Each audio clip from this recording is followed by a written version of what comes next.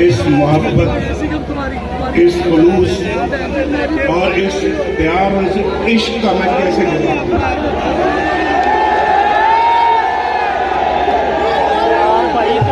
कभी कभी सोचता हूँ और आज तो बहुत सोच रहा हूँ।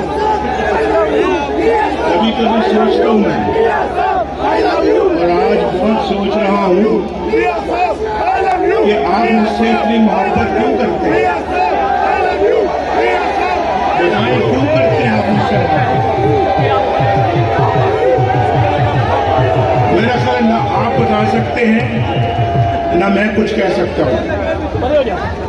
ये एक ऐसा रिश्ता है जिस पर मुझे नाज है, फख्र है और मुझे बहुत खुशी है कि मैंने अपने भाइयों के लिए, बहनों के लिए खिदमत की है।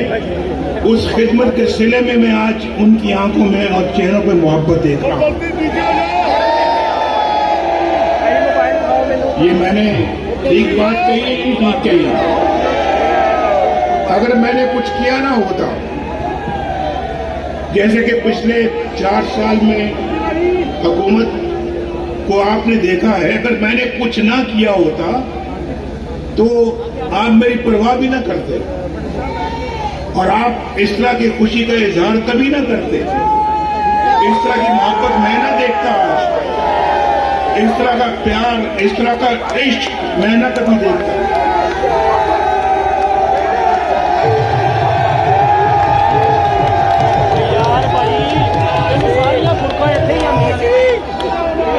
मेरा दिल चाहता है कि मैं आप पे कुर्बान हो जाऊं, कुर्बान। यकीन मानो, मैं दिल से कह रहा हूँ ये बात। ओ हेलो, ये बात मेरे दिल से निकल रही है। तेरियां 2 उंगलां हो गई हैं भाई, मजे कर लें। मेरा दिल चाहता है कि मैं आप पे वो कुछ करूं जिसकी तवक्को आप मुझसे करते हैं। अल्लाह का शुक्र है, अल्लाह का शुक्र है कि आज मैं सुरखरू हूं। अल्हम्दुलिल्लाह, अल्हम्दुलिल्लाह। आप भी जानते हैं, आप भी जानते हैं कि नवाज शरीफ बेकसूर था। इसको जानबूझकर सजाएं दी और सजा देने वाले एक एक करके वो जज एक एक करके रुखसत हो गए। वो जज भी रुखसत हो गया। सुनो, वो जज भी रुखसत हो गया जो चंद माह के बाद चीफ जस्टिस ऑफ पाकिस्तान बनने वाला।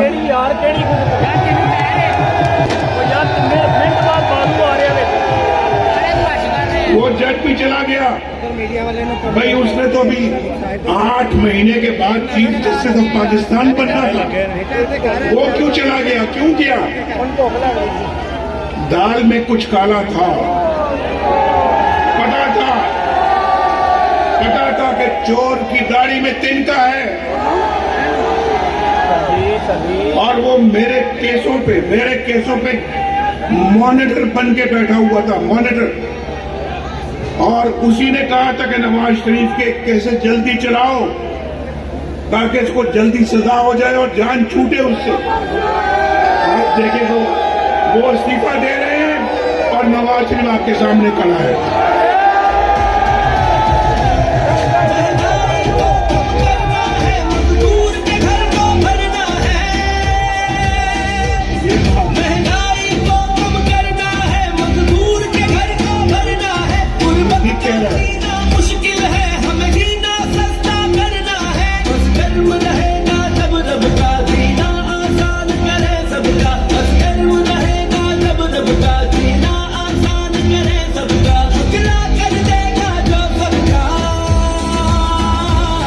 गुरबत में सहारा, गुरबत में सहारा, है फख्र हमारा, है फख्र हमारा।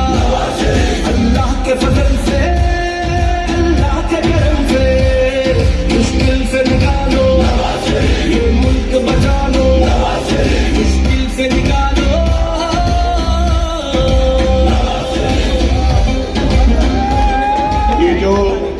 ये जो गाना गाया है, ये तराना गाया है, मैं भाई पहले भी मैंने खुलूस के साथ कोशिश की मैं इंशाल्लाह आइंदा भी कोई कसर नहीं छोड़ूंगा। और मैं देख रहा हूं आपकी आंखों में एक उम्मीद की चमक देख रहा हूं। मुझे बहुत दुख है भाई, मुझे सुन ले, अब छोड़ दो। मैं 2 मिनट और बात करूंगा, फिर ये मरियम करेंगी बात। जरा 2 मिनट मेरी बात, आप खामोश खामोश। मैं आपके जज्बे को सलाम करता हूँ। एक दफा मेरी सलाम का जवाब दे दें फिर चुप हो जाएंगे। मैं आपके जज्बे को सलाम कर रहा हूँ और दिल से करता हूँ, दिल से पेश कर रहा हूँ और आपका मुंह चूमना चाहता हूँ।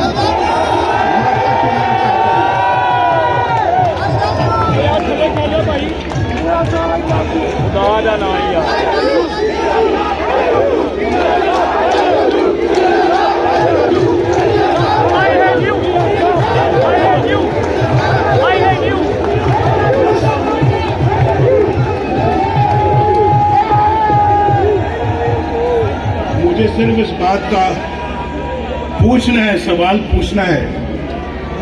नवाज शरीफ था,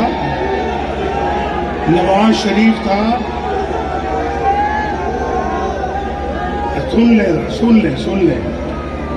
नवाज शरीफ था तो सुकून था, घरों में सुकून था, खानदान सुकून से जिंदगी गुजार रहे थे। कोई महंगाई का नामो निशान नहीं था। पेट्रोल सस्ता था, आटा सस्ता था, घी सस्ता था, चावल सस्ते थे, रोटी सस्ती थी, 4 रुपए की थी, आज 20 रुपए की, और नान 25-30 रुपए का। आज 20 रुपए में, उस जमाने में 20 रुपए में 5 रोटियां मिलती थी और आज 20 रुपए की 1 रोटी है या नहीं है? बोलो भाई, वो जमाना कहां चला गया? कौन ले गया उस जमाने को? कहां ले गया? कहां ले गया उसको? अब कैसे वापस लाएं? उसको वापस लाना है, वापस लाना है। आपके घरों को दोबारा बसाना है, इन नौजवानों को रोजगार देना है। वो अल्लाह की जात देगी, लेकिन हम पूरी कोशिश करेंगे। इनके घरों को संवारना है, इनके मुस्तकबिल को संवारना है, इनको बाइज़्ज़त पाकिस्तानी बनाना है, अपने मुल्क को ऊपर उठाना है, सबज झंडे की इज्जत करवाना है, सबज पासपोर्ट की इज्जत करवाना है, अपने मुल्क को एक गैरतमंद खुददार मुल्क बनाना है। ये नवाज शरीफ का एजेंडा है, ये नवाज शरीफ का एजेंडा है। इंशाल्लाह इसको पूरा होना है। ये पूरा हुए बगैर नहीं रह सकता। इन बच्चियों को, नौजवान बच्चियों को बाइज़्ज़त रोजगार इनके हाथों में पकड़ाना है। आप नौजवानों को बाइज़्ज़त रोजगार देना है इंशाल्लाह। और मैं आपको बताऊं, अगर नवाज शरीफ की छुट्टी न कराई जाती, आज आप बेरोजगार ना होते। जरा हाथ खड़ा करके बताएं कितने बेरोजगार हैं? बेरोजगार हाथ खड़ा करके बताएं कितने बेरोजगार। मैं सच कहता हूं आपसे, आप में से कोई एक भी बेरोजगार ना होता। हर एक के हाथ में एक बाइज़्ज़त रोजगार होता, हर एक इंसान खुशहाल होता, घराना खुशहाल होता। ये मैं आपसे दावे के साथ ये बात कर रहा हूं अपने अल्लाह के फजल से। बहुत पीछे रह गए हम, बड़े जख्म खाए हमने, हमें मजीद जख्म खाने की अब कोई कुव्वत बाकी नहीं रह गई। आपने इंशाल्लाह मुस्लिम लीग नून का साथ देना है।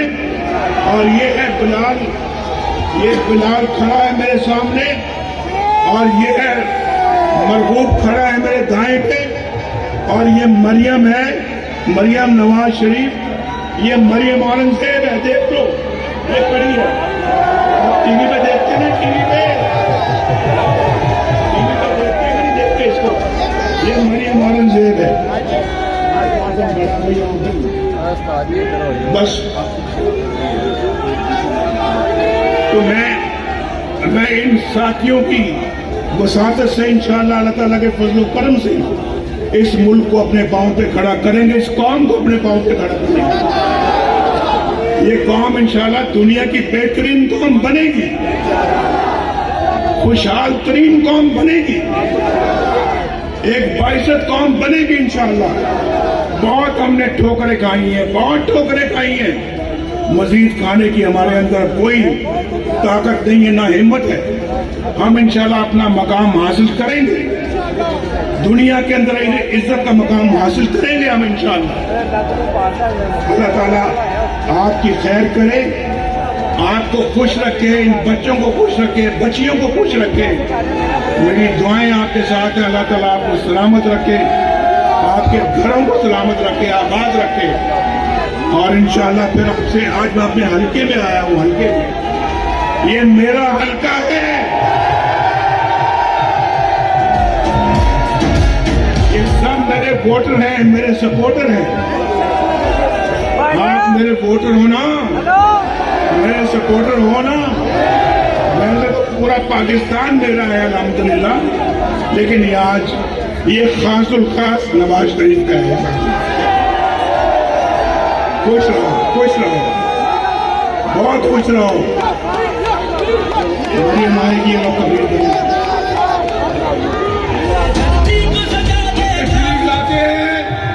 बहादुर बाप की बहादुर बेटी, दुश्मने पाकिस्तान, मुस्तकबिल पाकिस्तान मोहतरमा मरियम नवाज शरीफ साहब। मेहरबानी। बिस्मिल्लाहिर्रहमानिर्रहीम।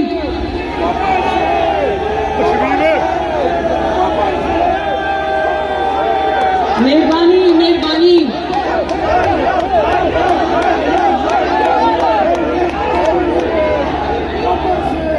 PP 173 मेरे शेरों और शेरनियों, बहुत बड़ी तादाद में ये मेरी बहनें बेटियां मौजूद हैं, नौजवान मौजूद हैं, यूथ विंग के लोग मौजूद हैं, बच्चे नौजवान मौजूद हैं, नवाज शरीफ के ज्वाले मौजूद हैं यहाँ पर।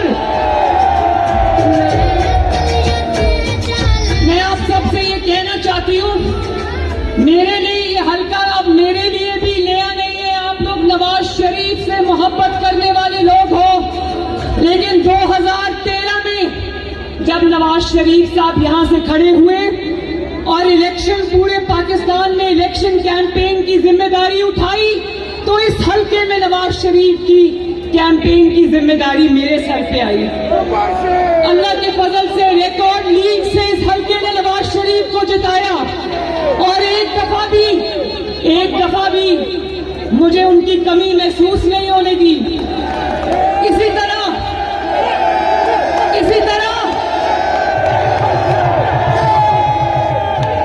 ये नवाज शरीफ साहब, ये सब गलियां मेरी आजमाई हुई है, ये सब बाजू मेरे आजमाए हुए हैं। और 2017 में जब नवाज शरीफ साहब को एक बेटे से तनख्वाह न लेने पर शर्मनाक वाकया पूरी दुनिया में हुआ और नवाज शरीफ साहब को डिस्क्वालीफाई कर दिया, तो मेरी वालदा नवाज शरीफ साहब ने कहा कि इस हल्के से या मैं होऊंगा या मेरी वाइफ होंगी। अल्लाह ताला का करना ऐसा हुआ कि उनको कैंसर हो गया और नवाज शरीफ साहब को उनके पास लंदन उनके इलाज के लिए जाना पड़ा। ये उस दिन इस हल्के की कैंपेन की जिम्मेदारी फिर आपकी बेटी और बहन मरियम नवाज पर आई, और मैं हाथ जोड़ के आपका शुक्रिया अदा करती हूँ कि आपने अपनी बहन की लाज रखी। और मैं आज आपको ये याद करवाना चाहती हूँ कि वो इलेक्शन, पूरे मुल्क का इलेक्शन एक तरफ था, इस हल्के का वो जाली इलेक्शन एक तरफ था। उसकी वजह जाली क्यों कहती हूँ? कलसूम नवाज शरीफ के मुकाबले में 42 उम्मीदवार मैदान में उतारे, फेक उम्मीदवार मैदान में उतारे, और पूरी रियासत ने कलसूम नवाज का मुकाबला किया। जाली वोट डलवाए, शेर के वोटरों की लाइनें लगी हुई थी, उनको वोट नहीं कास्ट करने दिया गया। लेकिन अल्लाह ताला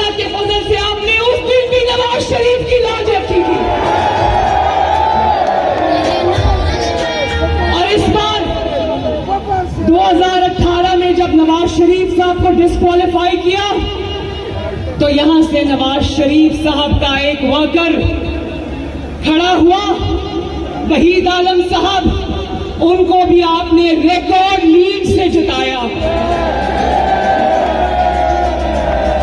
तो मुझे पता है कि मुझे कुछ यहां पर कहने की जरूरत नहीं है। ये जितने कारकुन आज मेरे सामने खड़े हैं, ये सब नवाज शरीफ हैं।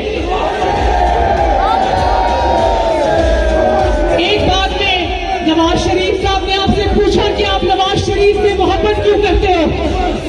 मैंने कल एक वीडियो देखी जो मैं नवाज शरीफ साहब को गाड़ी में बता रही थी। तलत हुसैन जो एंकर है, उन्होंने पता नहीं किसी जलसे में कोई छोटा सा बच्चा 8-9 साल का नवाज शरीफ का झंडा लेकर खड़ा था, तो उन्होंने पूछा, बेटा तुम इतने छोटे हो, तुमने ये झंडा नवाज शरीफ का क्यों उठाया हुआ है। कहते हैं नवाज शरीफ आता है तो आटा सस्ता होता है। अल्लाह के फजल से, अल्लाह के करम से, मुश्किल से निकालो ये मुल्क, बचा लो मुश्किल से निकालो।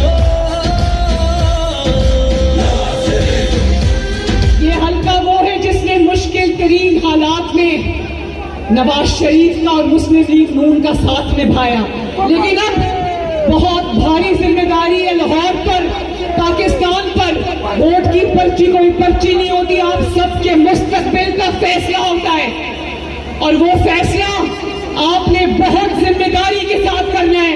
नवाज शरीफ का मुकाबला और मुस्लिम लीग नून का मुकाबला किसी सियासी जमात से नहीं है, वो हम 28 मई वाले लोग हैं, और वो इस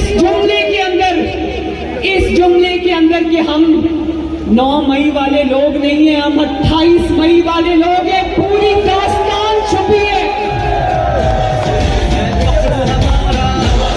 अल्लाह के फजल से, अल्लाह के करम से 28 मई को ये जो शख्स आपके सामने खड़ा है, इसके दुखों की, कुर्बानियों की दास्तानें लिखना शुरू कर दे तो स्याही सूख जाएगी।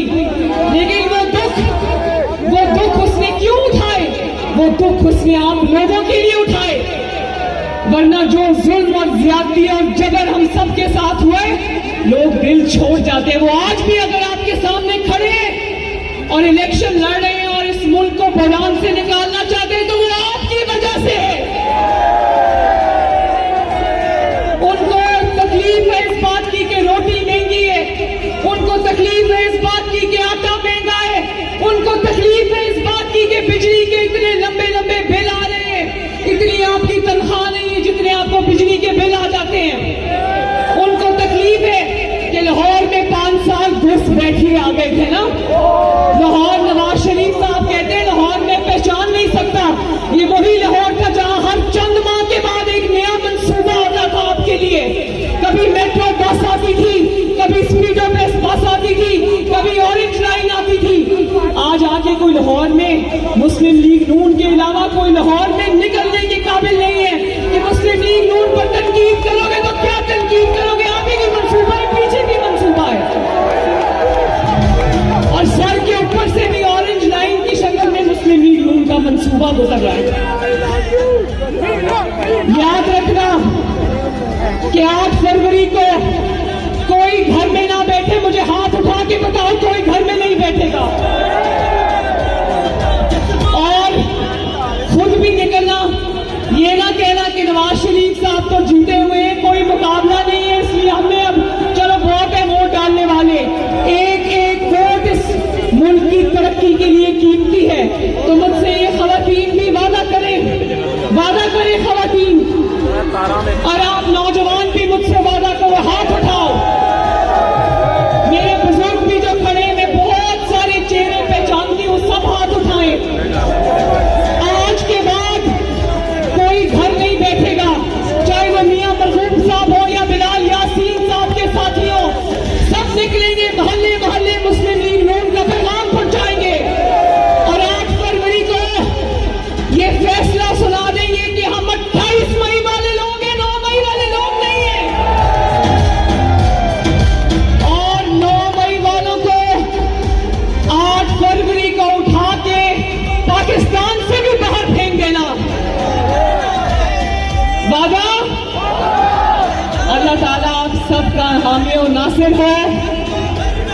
मेरे साथ